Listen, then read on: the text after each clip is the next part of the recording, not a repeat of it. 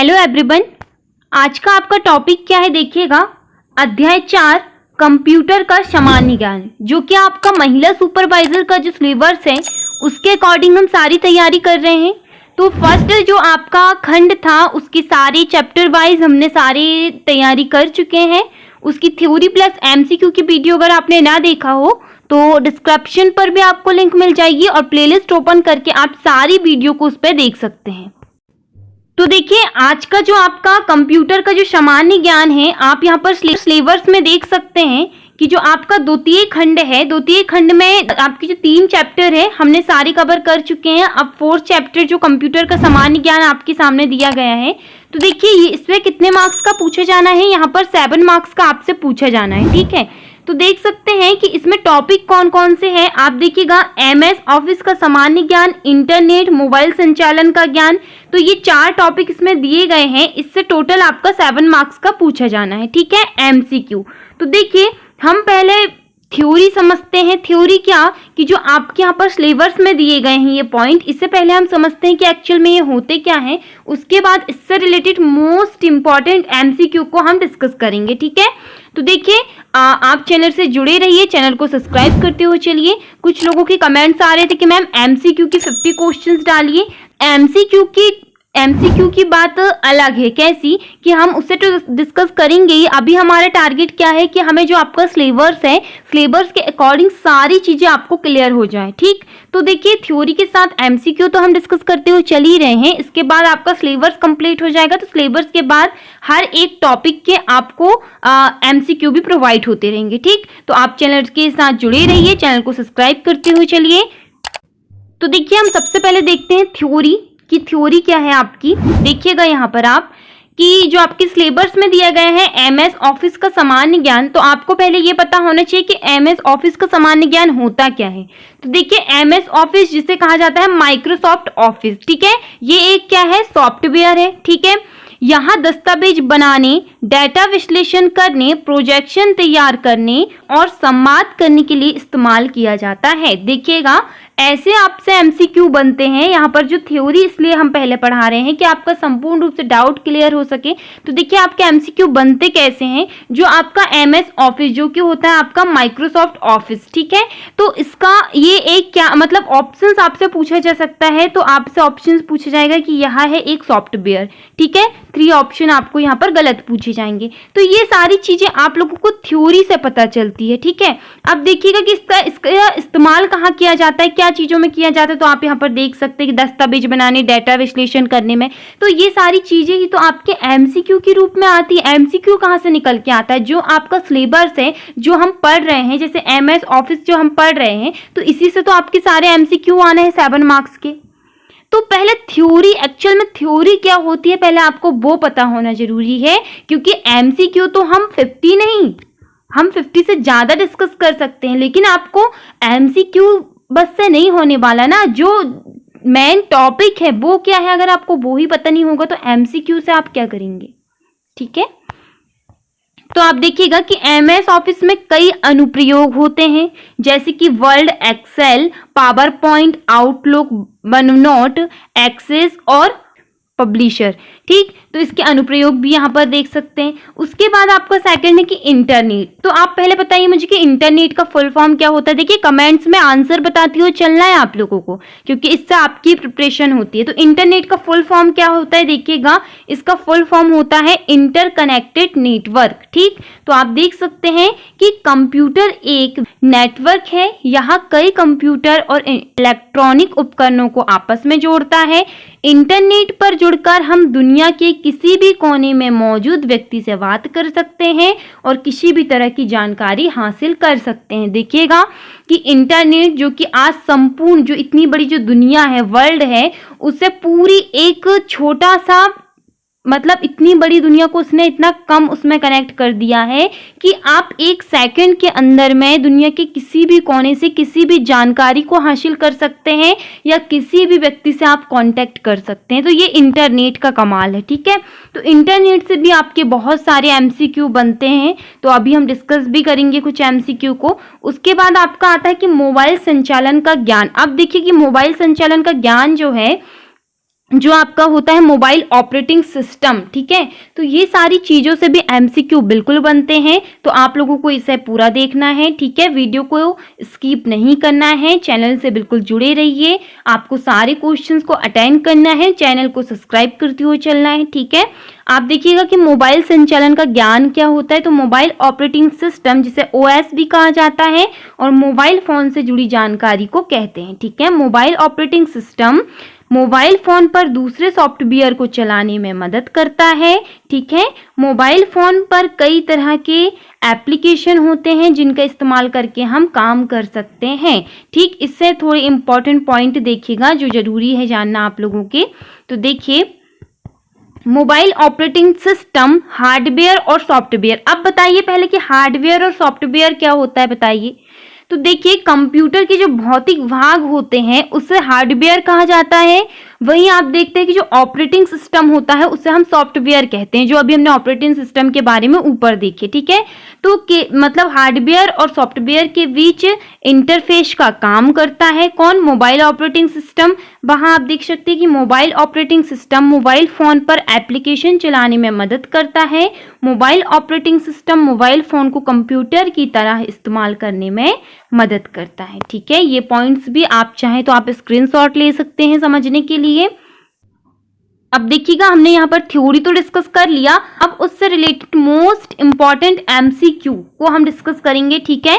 तो देखिए, एमसीक्यू जो आपके वस्तुनिष्ठ प्रश्न हैं, आप लोगों को यहाँ पर अपना टेस्ट लगाना है। कैसे कि जब मैं आंसर बोलूँ तो आपको ऑप्शंस देखते हुए कमेंट्स में अपना आंसर देना है। इससे क्या होगा कि देखिए, आप लोग वीडियो तो देख ही रहे हैं, वीडियो पे अपना आपका समय जा रहा है। आप क्यों देख रहे हैं कि आपकी तैयारी हो सके।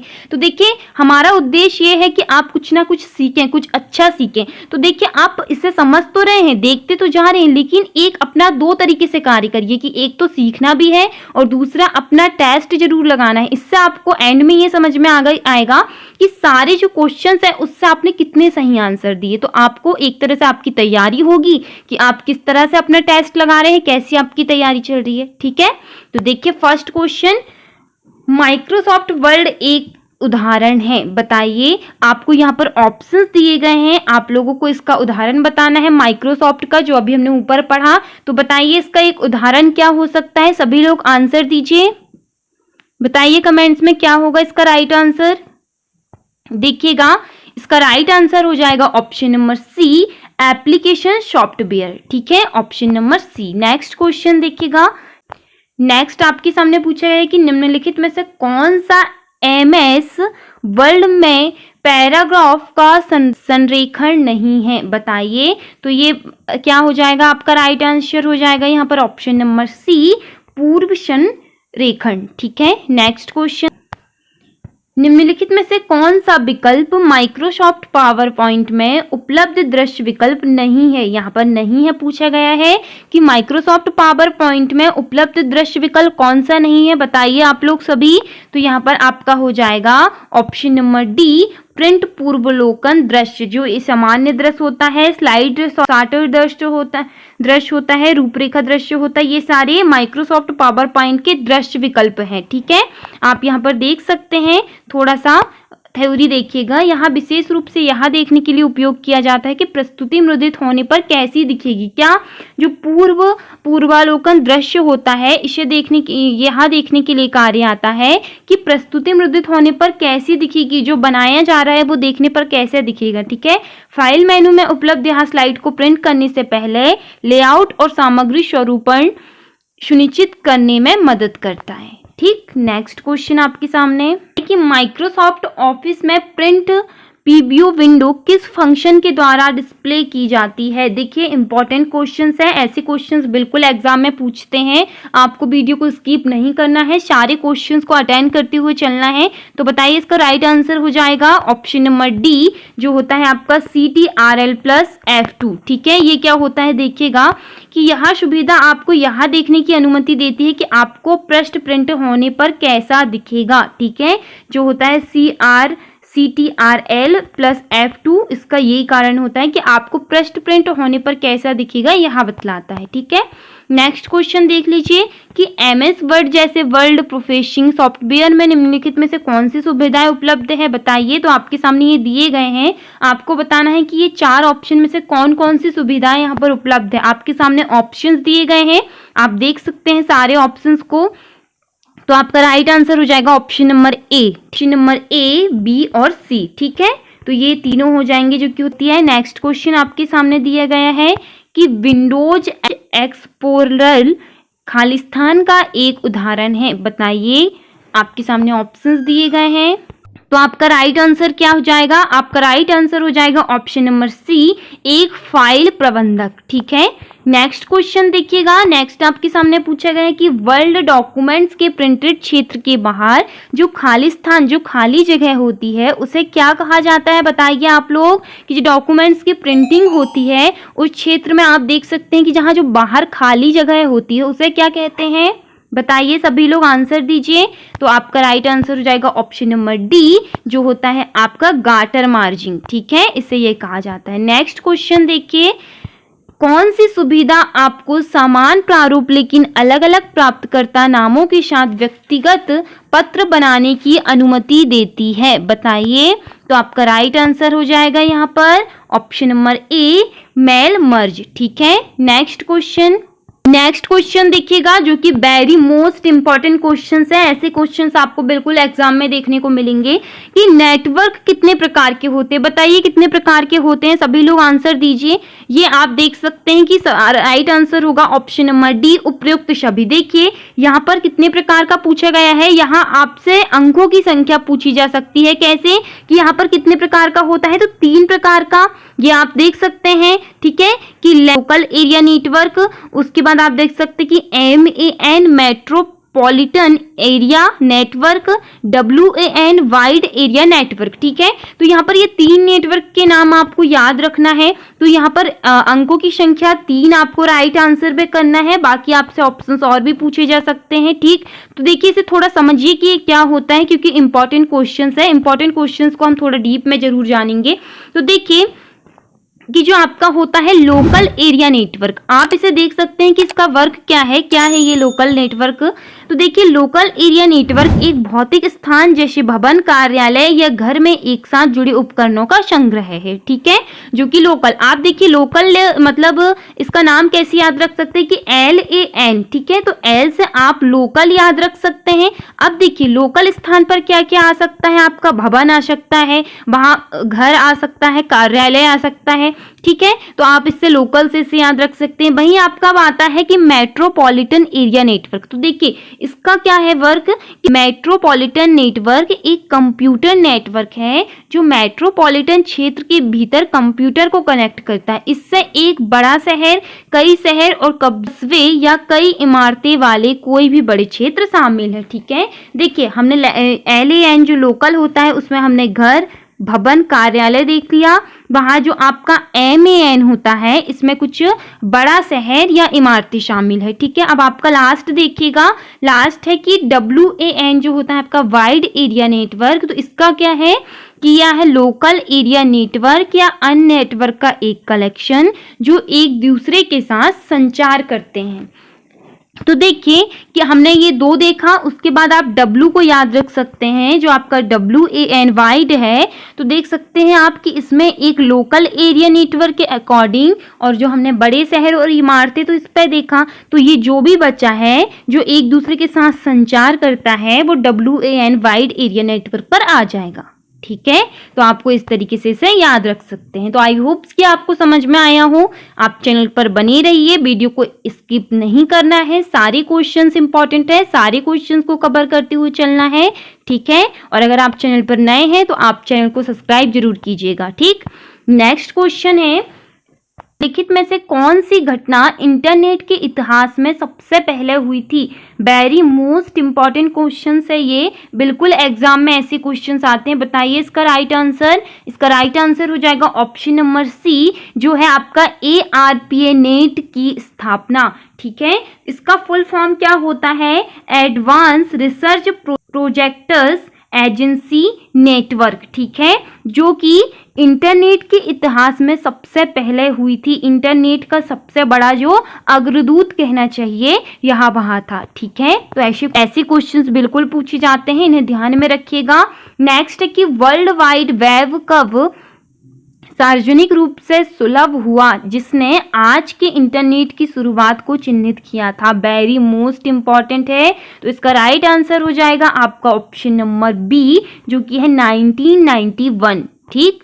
नेक्स्ट क्वेश्चन, नेक्स्ट पूछा गया है कि जीमेल में ईमेल अटैचमेंट आकार सीमा क्या है, बताइए क्या है इसकी आकार सीमा। तो ये है आपका ऑप्शन नंबर सी, जो कि होती है 25 MB, ठीक है।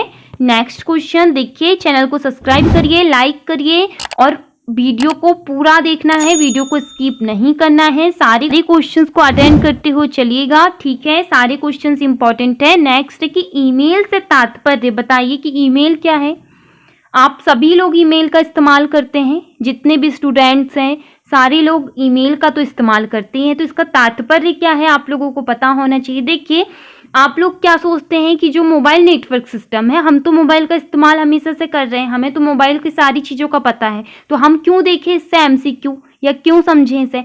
तो आप लोगों को ये सारी चीज़ें ही जानकारी में नहीं होती। अब ईमेल सभी पूरी दुनिया इसका इस्तेमाल कर रही है, पर इससे तात्पर्य क्या है, ईमेल है क्या, ये लोगों को नहीं पता।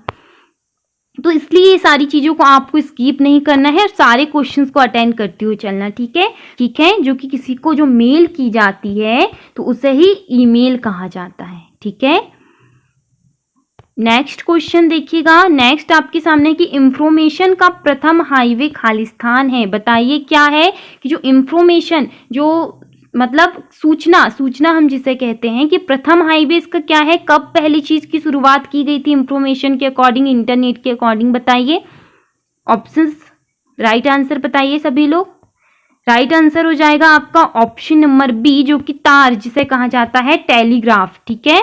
तो तार टेलीग्राफ है, इसी के अकॉर्डिंग सबसे पहले जो सूचना कहा जाता है, सूचना जिसे हम कहते हैं कि सूचना के अकॉर्डिंग कुछ ही मिनटों में टेलीग्राफ के द्वारा सूचना आदान प्रदान की जाती थी, ठीक है। नेक्स्ट क्वेश्चन आपके सामने पूछा गया है कि इंटरनेट जिसे कभी कभी केवल नेट कहा जाता है, बताइए। तो यहाँ होगा आपका ऑप्शन नंबर ए, नेटवर्कों का एक विशाल नेटवर्क जो दुनिया भर के कंप्यूटर को जोड़ता है, ठीक है। नेक्स्ट क्वेश्चन आपके सामने पूछा गया है, इंटरनेट का प्रमुख उपयोग क्या है, बताइए। आंसर दीजिए कि इंटरनेट का सबसे जो उपयोग है प्रमुख वो क्या है। ऑप्शंस आपके सामने तो दिए गए हैं। राइट आंसर हो जाएगा आपका, देखिएगा, ऑप्शन नंबर ई, जो कि है उपयुक्त छवि। इसमें आपके 5 ऑप्शन मैंने इसलिए दी हूँ क्योंकि आप लोगों को पता होना चाहिए। इसमें से ऐसा होगा कि 4 ऑप्शंस आपके सामने आएगा, तो ये सारी चीज़ें आप लोगों को जानना योग्य बातें हैं कि एक्चुअल में जो इंटरनेट का उपयोग है वो क्या क्या है, ठीक है। तो उपयुक्त छवि आप देख सकते हैं, होता है कि डाटा और जानकारी साझा करना, ठीक है, वेब पेज ब्राउज करना, ईमेल भेजना और प्राप्त करना, सोशल नेटवर्किंग, तो ये सारी चीज़ें आ जाती है आपकी इंटरनेट के अकॉर्डिंग, ठीक है। तो इसमें आप देख सकते हैं कि इंटरनेट के कई प्रमुख उपयोग विज्ञापन और वीडियो, ऑनलाइन पंजीकरण, शिक्षा, नेट बैंकिंग, ठीक है, ये आदि सारी चीज़ें होती है, ठीक। नेक्स्ट क्वेश्चन देखिएगा कि एक कंप्यूटर सिस्टम से दूसरे कंप्यूटर या सर्वर तक फाइल का प्रसारण ताकि अन्य लोग इसे देख सके, प्राप्त कर सके, क्या कहते हैं इस प्रक्रिया को, बताइए। आपका राइट आंसर हो जाएगा ऑप्शन नंबर ए, डाउनलोड करना। अब डाउनलोड करना क्या, अब डाउनलोड करना आप कैसे समझ सकते हैं, जैसे आपके पास किसी ने को फोटो सेंड किया है, ठीक है, हम एग्जांपल के तौर पर समझ रहे हैं कि किसी भी फोटो को अब आप देखेंगे कैसे, आपके पास नेट होगा, नेटवर्किंग जो सिस्टम होगा, आप उसके अकॉर्डिंग उससे पहले डाउनलोड करेंगे, उसके बाद आप फोटो को देख सकते हैं। तो डाउनलोड करना ये सारी चीजें हैं, आप इस पर देख सकते हैं कि जो एक दूसरे कंप्यूटर का सर्वर तक फाइल का प्रसारण करे और अन्य लोग उसे देख सकें, उसे हम डाउनलोड करना कहते हैं, ठीक है। आप देख सकते हैं नेक्स्ट क्वेश्चन आपके सामने पूछा गया है कि नेटवर्क पर प्रत्येक कंप्यूटर के एक अद्वितीय पहचानकर्ता द्वारा पहचाना जाता है, बताइए। राइट आंसर ऑप्शन नंबर ए, जो कि होता है आईपी एड्रेस, जिसे हम कहते हैं इंटरनेट प्रोटोकॉल, ठीक है। आप देख सकते हैं आप इसे कि जो टेलीग्राफ का आविष्कार है 19वीं शताब्दी के शुरुआत में हुआ था और यह कुछ ही सेकंड में लंबी दूरी तक सूचना प्रसारित करने का पहला तरीका था। ठीक है। नेक्स्ट क्वेश्चन है कि भारत में सूचना प्रौद्योगिकी अधिनियम किस वर्ष लागू किया गया था? बताइए। सूचना प्रौद्योगिकी अधिनियम जो किया गया था आपका 2000। ठीक है। Option number C right answer. देखिए सारे क्वेश्चंस का टेस्ट लगाते हुए चलिएगा, वीडियो को स्किप नहीं करना है, सारे क्वेश्चंस मोस्ट इंपॉर्टेंट है। ठीक है। और इसी तरीके की आगे की जो क्वेश्चंस हैं और आपकी जो जितना भी सिलेबस के अकॉर्डिंग आप लोगों की तैयारी हो जाएगी, तो एक एक टॉपिक का हम डीप में और समझने का प्रयास करेंगे। ठीक है। अभी हमारा उद्देश्य सिर्फ ये है कि आप जो सिलेबस है उसके अकॉर्डिंग चीजों को पहले समझ लें कि चीजें होती क्या है, उसके अकॉर्डिंग एमसीक्यू भी आपके ध्यान में रहे, ताकि आप फिर जैसे डीप में इसकी पढ़ाई करें तो आपको सुविधा हो। ठीक। नेक्स्ट क्वेश्चन आपके सामने पूछा गया है, देखिएगा ये भी इंपॉर्टेंट क्वेश्चन है कि IMEI का पूर्ण रूप क्या है? बताइए क्या है? तो यहाँ पर आपका राइट आंसर हो जाएगा ऑप्शन नंबर सी, जो होता है आपका क्या, अंतरराष्ट्रीय मोबाइल उपकरण पहचान। ठीक है। नेक्स्ट क्वेश्चन देखिएगा, निम्नलिखित में से कौन मोबाइल संचार में एक अवधारणा है? बताइए मोबाइल संचार में एक अवधारणा कौन सी है? तो वो है आपकी ऑप्शन नंबर बी, डुप्लीकेशन, जो भी option number B right answer. Duplication यहाँ एक कंप्यूटर मोड एक घटना है जो दोनों दिशाओं में एक साथ प्रसारण और रिसेप्शन की अनुमति देता है। ठीक है। देखिएगा कि सेल फोन संचार खालिस्तान होता है। बताइए क्या होता है? तो ये होता है पूर्ण द्वैध, option number B. Next, mobile संचार में अधिकतम व्यक्ति के लिए सेलुलर क्षेत्र का आकार क्या है? बताइए। इसका आकार होता है पृष्ठकोण, जो कि option number D right answer हो जाएगा। नेक्स्ट क्वेश्चन देखिएगा कि सेलुलर संचार में हेड ऑफ में क्या शामिल है? बताइए क्या शामिल है? तो इसमें से सभी, मतलब कौन कौन से? एज बेस स्टेशन पर कॉल स्थानांतरित करने की प्रक्रिया, नए चैनल का आवंटन किया जाता है, कॉल को स्थानांतरित किया जाता है, जो होता है आपका सेलुलर संचार के माध्यम से। ठीक है। ये रहे आपके इंपॉर्टेंट क्वेश्चंस जो कि हमने डिस्कस किया। ठीक। तो ऐसी वीडियो के लिए आप चैनल के साथ जुड़े रहिए, चैनल को सब्सक्राइब करते हुए चलिए, लाइक करते हुए चलिए, ताकि हम संपूर्ण रूप से आपकी महिला सुपरवाइजर की तैयारी करा सकें। ठीक है। वीडियो पसंद आया हो तो लाइक जरूर कीजिएगा, सब्सक्राइब जरूर कीजिएगा। Thank you.